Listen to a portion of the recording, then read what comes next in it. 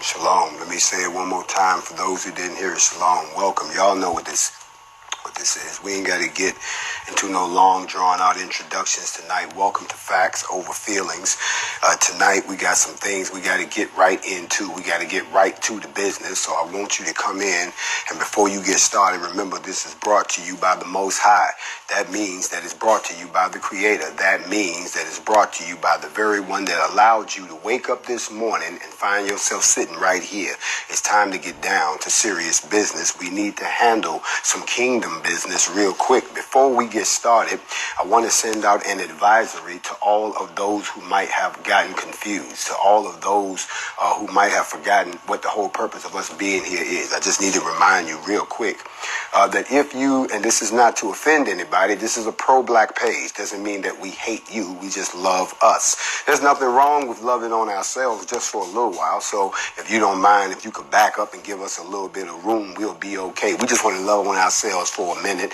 Y'all know I've been having a secret love affair. My side piece has been the black race, but I'm willing to share her with anybody that wants to get a piece of the action. Anybody that wants to fall back in love with black people. You want to fall back in love with yourself, fall back in love with your kind, then let's do that right now, because that's what we got to do before we can move forward. No matter what I say in the next hour, it won't hit you unless you are in love with your own kind. If you hate your kind, if you got an attitude with your kind, if you ain't speaking to your kind, if you holding a grudge against your kind, then you can't be in this relationship. This is an unconditional relationship. I don't care how much y'all stab me in the back, I'm still gonna love you. I don't care how much you might lift me to the high heavens and then crucify me on Friday, I'm still gonna love you. It doesn't make a difference what you do. My love is unconditional, and there's nothing you can do to stop it, because I'm not in love with you because of the things you do. I'm in love with you simply because you are who you are. I'm in love with you because when I see your melanated skin, when I see the concentration on your face, when I see that we ain't taking it no more because we built stronger than that, I fall in love all over again. Anybody who's been in a long-term relationship knows what I'm talking about. Sometimes you can't stand their guts. Other times they cool to be all right to be around. But then every now and then you go through a season where you fall in love with them all over again. And everything is fly with them. And all of a sudden you're feeling them. And they don't know what the hell they did, because they just being they self. And y'all just being yourself. And won't nobody come along. Everybody's so ready to hate you. Everybody's so ready to criticize you. Everybody's so willing to shortchange what you do. Everybody wants you to do twice more than the other man. And we find out that we need a place where we can just get together and just love on each other. I'm going to quote from some white folks because the white folks need to hear this. I'm reading a book in case you can't see the title. The name of the title is Why I'm No Longer Talking About Race. It's funny because that's not really what it says. If you can kind of look, the words are embossed right here. It says, why I'm no longer talking to white people about race. That's interesting. Why would he say that? Why would someone say, I'm no longer talking to white people about race? That's why when we come here, this is for us. If you want to slide up in here, don't worry. The moderators will capture your name and we'll deal with you later. But right now, we got to have some space to ourselves. So if I can quote, y'all don't mind if a brother shows you that after all the people who got hung, shot, stabbed, and burned for reading, that if y'all don't mind if I read a little bit in the 21st century, y'all don't mind. It says right here in the book, it says, I'm no longer engaging with white people on the topic of race. Not all white people. Just the vast majority who refuse to accept the legitimacy of structural racism and its symptoms. I can no longer engage with the gulf of an emotional disconnect that white people display when a person of color articulates their experience. You can see their eyes shut down and harden. It's like a treacle. A treacle is poured into their ears. It's blocking up their ear canals. It's like they can no longer hear us. And this emotional disconnect is the conclusion of living a lie, oblivious to the fact that their skin color is the norm and all others deviate from it. At best, whites have been taught not to mention that people of color are different in case it offends us. And they truly believe that the experiences of their life as a result of their skin color can and should be universal. I just can't engage with the bewilderment and the defensiveness as they try to grapple with the fact that not everyone experiences the world in the way that they do. They never had no think about what it means in power terms to be white. So anytime they're vaguely reminded of this fact, they interpret it as an affront, as an attack. Their eyes glaze over in boredom, or they widen in indignation. Their mouths start twitching as they get defensive. Their throats open up as they try to interrupt, itching to talk over you, but not really listening because they need to let you know that you've got it all wrong. You see, the journey towards understanding structural racism still requires people of color to prioritize white feelings. Even if they can hear you, they're not really listening. It's like something happens to the words as they leave our mouth and reaches their ears. The words hit a barrier of denial and they don't get any further. And that, my friends, is the emotional disconnect. It's not really surprising because they've never known what it means to embrace a person of color as a true equal with thoughts and feelings that are as valid as their own. Watching The Color of Fear by Lee Mu-wah, I saw people of color break down in tears as they struggled to convince a defiant white man that his words were enforcing and perpetuating a white racist standard on them. All the while, he stared obliviously, completely confused by this pain, at best trivializing it, and at worst, ridiculing it. I can no longer have this conversation because we're often coming at it from completely different places. I can't have a conversation with them about the details of a problem if they don't even recognize that the problem exists. Let me say that again. He says, I can't have a conversation with them about the details of a problem if they don't even recognize that the problem exists. What do you mean racism still exists? It does not. This is a great country. We ain't trying to hear that because we know what we're dealing with. Big shout out to all the folks in Louisville. See you soon. It goes on to say, not to mention that entering into conversation with defiant white people is a frankly dangerous risk for us. As the heckles rise and the defiance grows, I've had to tread incredibly carefully because if I express frustration or anger or exasperation at their refusal to understand, they will tap into their pre-subscribed racist tropes about angry black people who are a threat to them and their safety. Well, what hath we here? Soon as we got organized to address some of the threats that were made against us, soon as we organized ourselves to demand some justice for a black sister that was killed, as soon as we did that, all of a sudden, here they come. It's the angry black people who are threatening to hurt us. No, we are the response to what you did to us. Don't try to criticize the response unless you take into account what you did to set it in motion. It's kind of like what my man said, I'm a conservative, abusive, understanding individual. So-and-so got the shit choked out of them. Well, what did they do?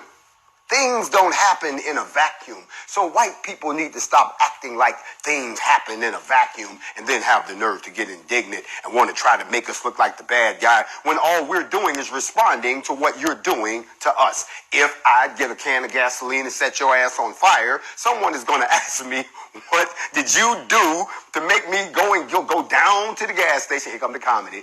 Make sure I get some premium because I want to make sure this shit go up. I want you to feel it. Light your ass on fire, and everybody will say, oh, it's a shame, he set him on fire. No, stop. What did he do? Nothing happens in a vacuum. I'm not talking about you crazy people that just do shit out the blue to people who don't deserve it. I'm talking about for every action, there's an equally strong reaction. You play stupid games, you get stupid prizes. That's a fact of life. So white folks, I'm reading you this excerpt out of I'm no longer talking about race. I'm no longer talking to white folks that act like that. I'm not talking to y'all no more. We done with that. Because y'all want to act like no matter what we say, it's our problem and it's up for us. Well, what are you going to do to fix racism? Damn it, I didn't invent it. Well, what are you going to do to stop black on black crime? How about are you going to help me alleviate the financial conditions that create poverty that cause crime to be a rise in my neighborhood? Then once you do that, and you decide to redistribute some of the money and give us some of the land back that you owe us, then I can start to get my neighborhoods under control because then I can put businesses, activities for the kids. I can do all kinds of things. Then I can put in my own police department. See, you got to start helping me first.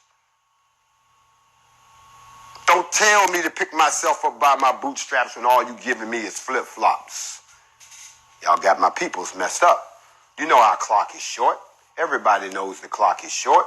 And while we at it, where are all those Klan robes? Sorry, y'all, I had to let that out.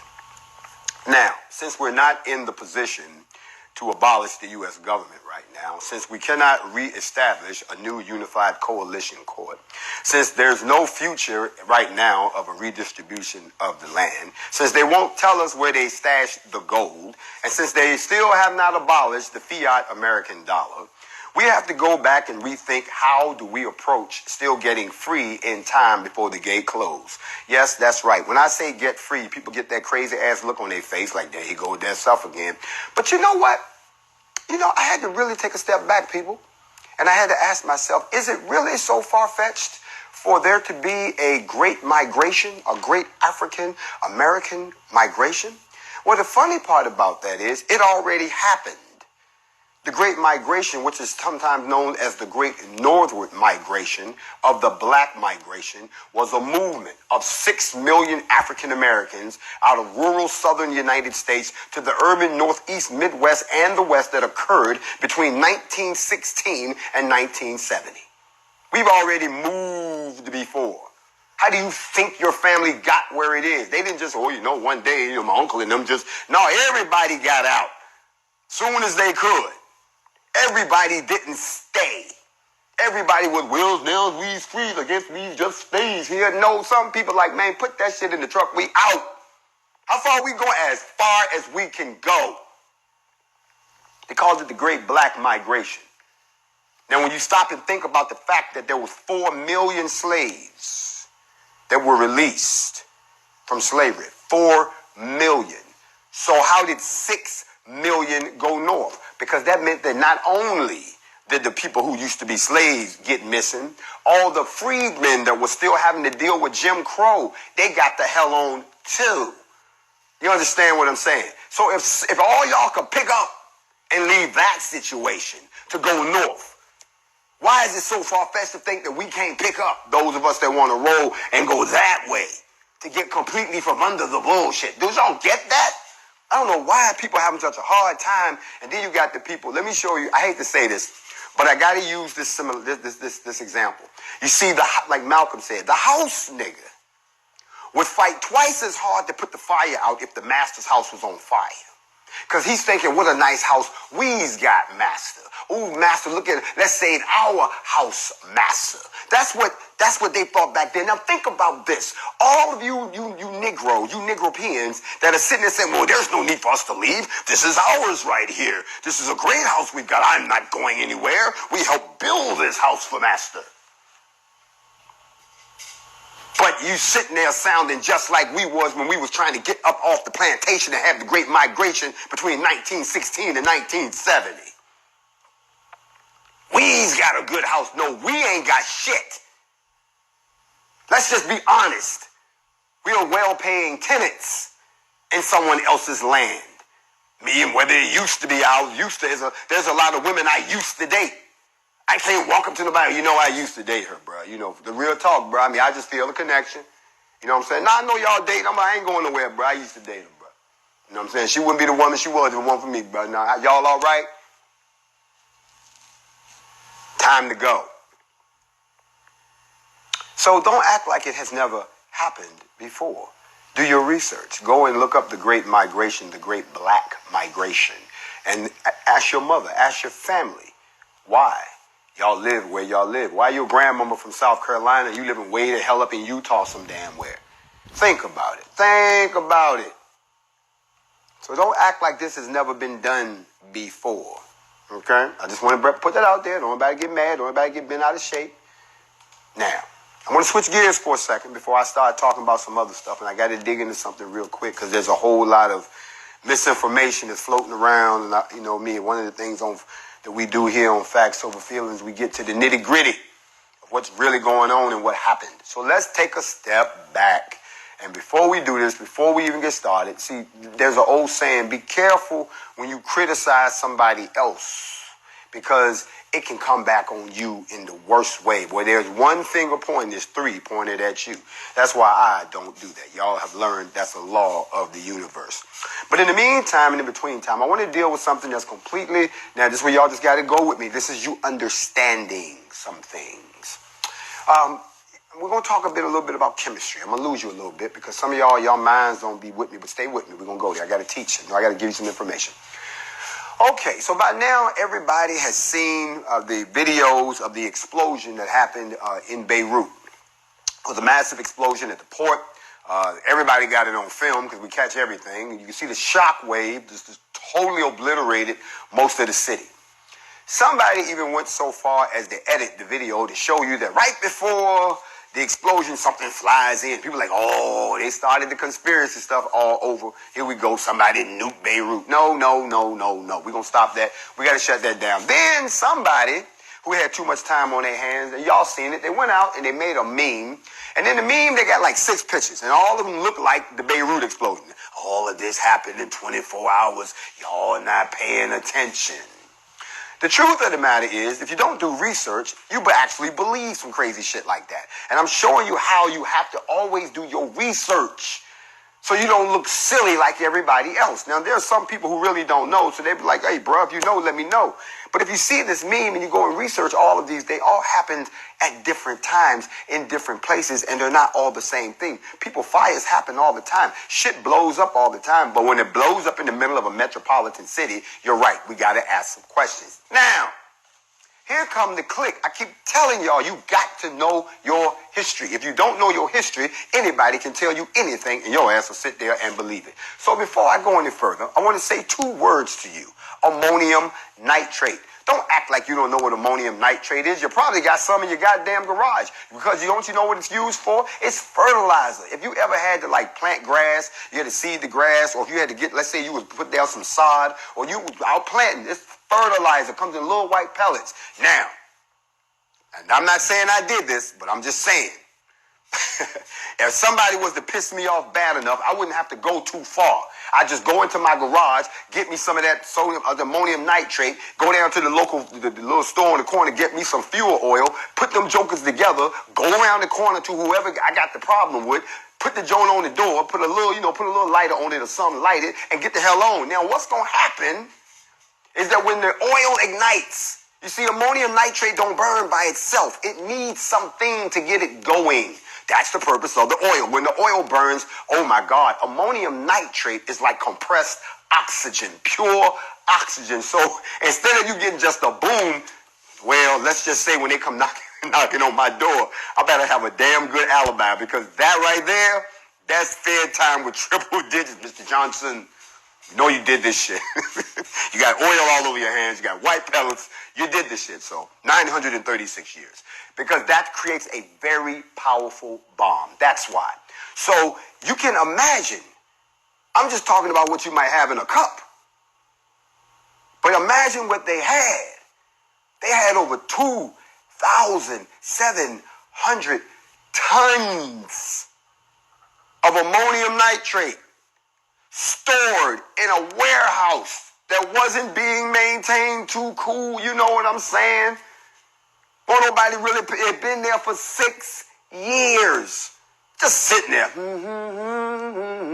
waiting for something to come along and give it the spark that it needed. And as you can see, if you see the video, there was a fire. There was a whole nother fire going that had nothing. The nitrate was sitting there like, y'all gonna let this shit burn. Get a little closer, get a little too close to me. Told y'all I don't play that shit, and blew the fuck up. And when it did, it took out the shockwave, destroyed the whole fucking city, killed all of these people, completely obliterated everything, a whole 100-foot crater in the ground, just ridiculous. And everybody came up with every reason in the world to act like this was such a terrible thing. And it was a terrible tragedy for the folks that were affected. But you would be surprised how often that happens, and how often it has happened right here in the United States. I'm not laughing, because you got to think about it. How can you be living next door to some shit like that and you don't know it? And there should be like a pamphlet to go out once a month. Yo, just want to let you know, the shit we got over here, if it goes, it's a wrap. Do you have it's a wrap insurance? So they stored this stuff. As a matter of fact, this is kind of like karma. What happened was the Lebanese government actually impounded this ship. They captured this ship on the high seas, and they just kept it. This was a show of force. We got your ship. What you going to do about it? They done got the ship. Nobody wanted to fight over the ship, so they just kept the ship, and they kept it, and they forgot. Now, everybody and their mama was warning them about this ship. Yo, man, what about this stuff over here? And they said if they went on for like 6 years, they was telling people, yo, man, what about this ship? And y'all already know what can go wrong will go wrong, and normally does. And it ignited. And when it goes all at once. That's what makes it so powerful. It don't burn a little bit, but it needs something to get it going. So now they done locked up just about every damn body that worked there. I'm like, okay, here's my question. I'm sorry, I got to ask this. That's why I brought this up. Okay, it was a terrible accident. I got that. And it blew up. I got that. And it tore up everything. I got that. Who are these 16 motherfuckers that survived? How? There's people that got killed that was half a mile away. Where were y'all at? Because if y'all was in some kind of a safe room or something, that meant y'all knew this shit was about to go down. That meant somebody walked out there. Oh, no. Ran in there. Yo, shut the door. It's over. Open the door. Ain't nothing left. How we going to explain this? I don't know. But like the police do, I quit. That's what the police doing. Y'all heard yesterday, 30 police officers in Louisville quit. They rather quit. They said, oh, it was declining morale. Low support from the mayor. That's what they said. That's why they quit. That's what they said. I find it ironic that they all quit when the FBI has started investigating the Breonna Taylor murder in detail. Like they're not just stopping with the story that came in the report. Yes, the Attorney General is still doing his job, but the FBI is doing their own job. Okay? Whereas they may only look at a few. They're looking at everything in there. People are quitting because they know once they become a private citizen, you can't do nothing to them without going through a whole lot of legal loopholes. Plus, y'all heard today that the Attorney General in New York decided to file a lawsuit to have the NRA disbanded. Now, I'm going to be honest with y'all. I have been asked on every interview what is my opinion or what is the NFAC position on the NRA. And I'm so glad I said what I said. I said, we don't play politics. We're not here to lobby anybody to do anything. We're just here to protect our people, police our neighborhoods, try to help our folks. That's what we're here for. We're not here for all. We don't have a position on these folks because they're political lobbyists and they go and they fight the laws that they want. They're quiet on some things, but they're real vocal on things that matter to them. They haven't said a word about the NFAC and our right to bear arms that we're doing constitutionally. They ain't said a word about that. And you know what? While I'm on that, let me go ahead and jump on this while y'all keep throwing stuff over the wall at me. Y'all stop asking us to do things outside of the law that we're not prepared for the repercussions for. The NFAC is not big enough right now to say fuck gun laws and go walking into a state where they say you can't carry and we're going to carry it anyway and get into a goddamn war and lose everything. So you do nothing, motherfuckers can sit back talking about, see, I told you they wasn't about nothing. No way. Stop asking us to do stuff. What are you going to do? Stop telling me about the people that killed your brother. What did you do about when your brother got this? Stop telling me about this lady over here need help. What are you doing to help her? Are you busy fighting another crime right now? Is that what you're doing? Because you seem to misunderstand that we're just one small part of the population, trying to inspire the rest of the population to emulate that model so that we become one large organization. We're trying to spark you just like they sparked that explosion that happened in Beirut. All of you all are the ammonium nitrate, and we are the oil, trying to get y'all all to strap up, get you all to put on black, get you all to step out your house and open carry and protect your neighborhood, get you all. We're trying to blow up just like that. Matter of fact, that's our example right there. Can I teach for a second that when the ammonium nitrate has been sitting there for 6 years, has sat there long enough until something came along and sparked the black folks, and then the black folks all at once all went up at the same time, and everybody was doing the same thing, and we shut everything down, because what happened in Beirut is a prime example of what exactly needs to happen with black people all around this planet.